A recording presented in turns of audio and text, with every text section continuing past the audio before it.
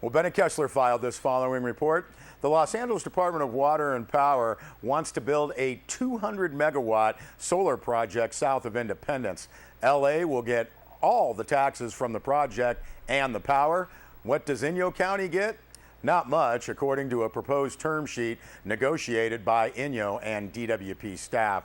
The Inyo County Board of Supervisors approved the non-binding term sheet created by County Administrator Kevin Caruncio and Attorney Greg James at a meeting last week. Supervisor Jeff Griffiths was the lone no vote. Griffiths said he has not even seen a description of the project, does not know the impacts, and wants to see the draft EIR and the public's reaction before he votes on anything.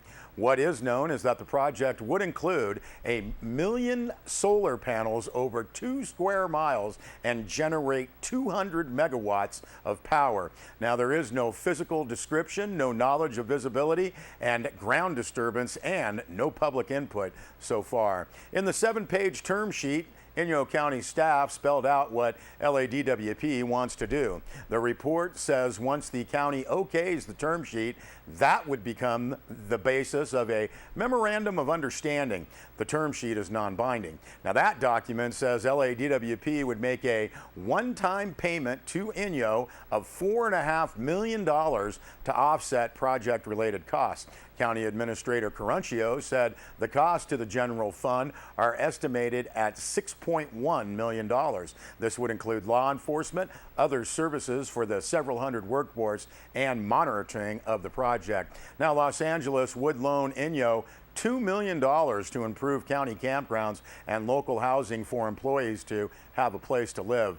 Caruncio said between 50 and 300 workers could come to town for the project, with impacts on Lone Pine and Independence. Now, the CAO said that it is his understanding that the draft EIR would come out at the end of this month, with a final decision by LA at the end of the year.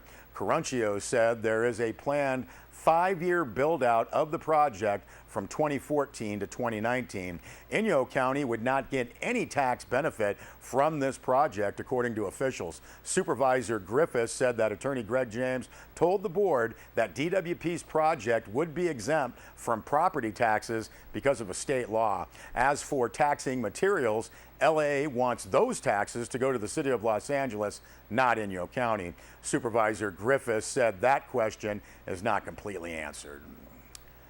Well, Bennett Kessler also filed this report. According to a Public Utilities Commission notice, additional state funds may become available to complete the Digital 395 project in Inyo and Mono counties. A resolution that would provide more than $10 million in additional funds will go before the PUC September 5th. Now, this unique project links Southern California with Northern Nevada and beyond, with a 583-mile fiber optic line through Inyo and Mono counties along Highway 395. The project will give our region new and much faster internet service. Now, the deadline for completion was to be at the end of July. Now, while the project is reportedly close to done, there is still some more to do to achieve complete connectivity, and apparently more money is needed. The Sierra Wave Media could not reach Michael Ort of Praxis, the company overseeing the building of Digital 395. Now, a notice of availability signed by PUC Communications Director Ryan Doolin says the PUC is poised to okay $10 million to complete Digital 395. The notice says the money would cover the costs of new poles or undergrounding fiber due to new requirements. The money would cover unanticipated costs involving permits related to environmental and cultural sites. The money would also cover, quote, construction costs for the distribution backbone to connect anchor institutions, communities, and other broadband providers, end quote. Administration and overhead costs are also included. Now, the draft resolution for additional funds is available for public comment and must be served on all parties by August 21st. You can check out the website cpuc.ca.gov for more information. $100 million of federal and state funds were originally granted to build Digital 395, and as a new project of its kind, Digital 395 faced a reported $23 million spent on bureaucratic permits and regulatory processes, with as many as 47 different agencies along the route of the 583-mile fiber optic line project. Well, Bennett Kessler also filed this report. News last week has dramatically added to the spirit of hope for June Lake residents. According to Mono County Supervisor Tim Alpers, June Mountain General Manager Carl Williams told the group at the Citizens Advisory Committee meeting that the ski area operations plan for June has gone to the Forest Service and that the mountain will open for winter activities on December 14th. Now, it was last June when Mammoth Mountain CEO Rusty Gregory announced that June Mountain would close immediately and stay closed for the winter. He pointed to a continuing $1.5 million operating loss. Gregory eventually said that June would reopen the following season. It was a tough year for the community of June Lake. Citizens struggled to be heard and pushed for their mountain to reopen. Now, Supervisor Tim Alpers was elected during this time and represents June Lake. He vowed to restore June Mountain, and at last week's advisory committee meeting, that promise was solidified.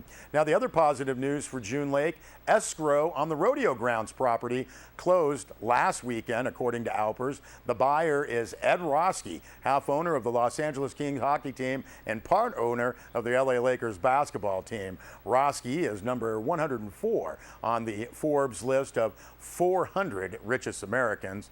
Roski's net worth is listed at $3.7 billion. He is president and chairman of Majestic Realty Company. Roski has also been reported as being involved in plans for a new football stadium and entertainment area east of Los Angeles. Now, as Supervisor Alpers said, Roski has the emotional connection to June Lake and the resources to do something productive. The Roski family has long owned a second home in June Lake. Roski has not specifically said what he plans to do with the rodeo grounds acreage, except that he wants to do something to please the community, county, and stakeholders.